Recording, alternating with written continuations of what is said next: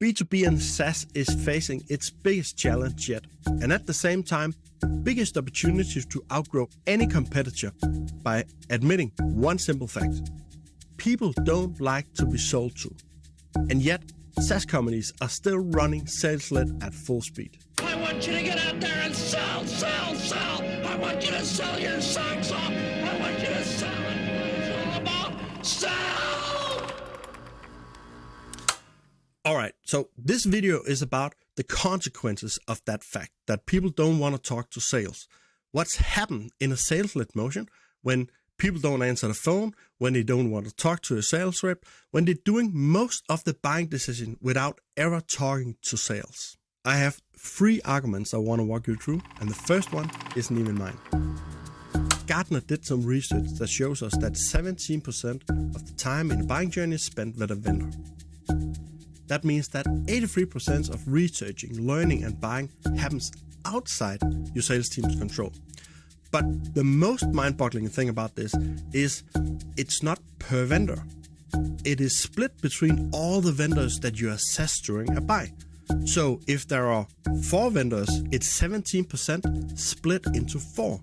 So everyone could be down at 3 or 4, 5% in a buying journey. Now, this is actually pretty old research that's been floating around since 2019, like before the pandemic. So much has happened since then, and that's why I'm showing you 4-year-old research. Do you think we have become more or less digital in that time? Do you think we have been doing more or less research on our own? Do you think we want to talk more or less to salespeople? But the market is still not reacting to this. We don't want to talk to salespeople. So why are SaaS companies still relying on sales to grow? I think it is because of this guy. Hey, I'm Aaron Ross.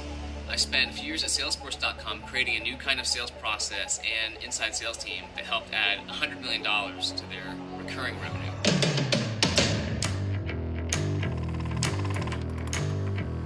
All right, so this guy's Aaron Ross. He's wrote the book Predictable Revenue, and his framework has been the driver for SaaS growth for more than a decade now. If you have been living on a rock and haven't heard about it, here's a 10-second rundown. Basically, it's an outbound process where you get a list of people, you're calling them up, see if they have the problem that you're actually solving, you try to set a meeting, and then you give it to a sales rep.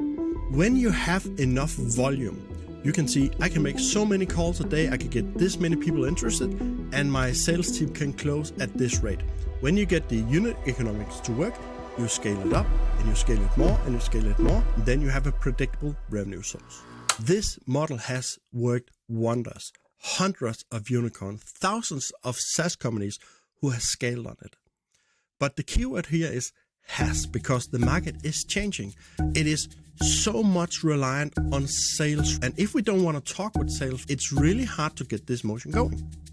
But somehow, the playbooks of the unicorns of the 2010s is still floating around out there. But think about it like this. It's been 12 years since Aaron Ross published the book Predictable Revenue. And at that time, he has already used the techniques in the book to scale Salesforce beyond $100 million. And Salesforce is the OG of SaaS businesses with no real competition at its day. Just look at the CRM space today. Do you still think they could grow the business the same way today? The playbooks are outdated. You don't cold call people and they'll say, CRM software, never heard about that, tell me more. I think Aaron Ross created exactly what the world of SaaS needed 12 years ago. But at the same time, I'm also saying it's 12 years ago. The market has changed.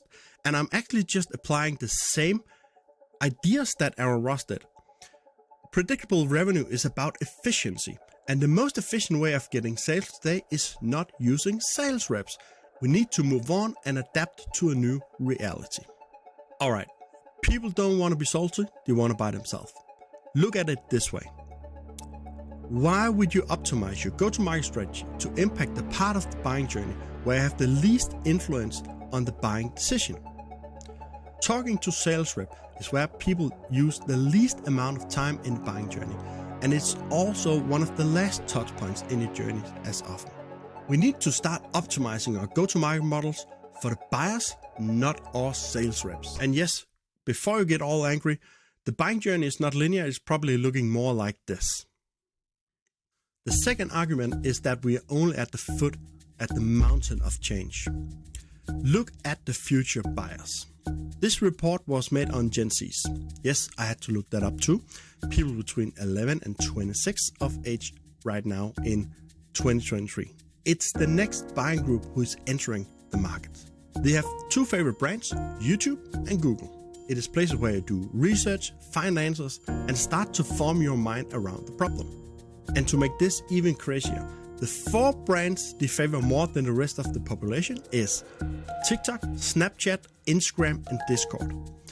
It is more channels for research, talking to peers, following experts, and yes, I know, dance videos.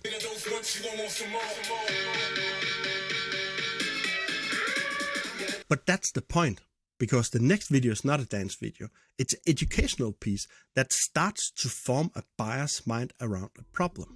They consume content where they are. They don't go to a sales rep to learn. They learn from peers and experts on the channels they spend their time on. And with that, sales is completely bypassed on influencing their decision or mind on a problem. Now, that's Gen Z. The biggest buying group of software out there is millennials, and they are leaning heavily into all the same trends. The buying movement is only going to accelerate. This is just the first signs of how we are changing our behavior on buying, how we are researching, how we are learning about problems, and how demand is created. Now, the last and the third trend is a reaction to all of this. It's called product-led growth, or PLG. It's a go-to-market model that already have shifted how we are capturing demand. Now, you've probably seen this guy, and this girl talk about it on LinkedIn, Twitter, or YouTube. Product-led growth means that you're giving people a free part of your product or trial to experience the value of your product. When the value is achieved, then you actually can start profiting on it. This means people are not looking to buy software platforms anymore. Instead, they use new free software to solve smaller problems, and adoption happens over time instead. Now, this new way of thinking totally breaks out of all the limits that sales had before. We can sell single seat, or customer acquisition cost is lower, or annual contract value rises over time instead. The buying process is self-serve and so much more. And here is the biggest change to classic sales.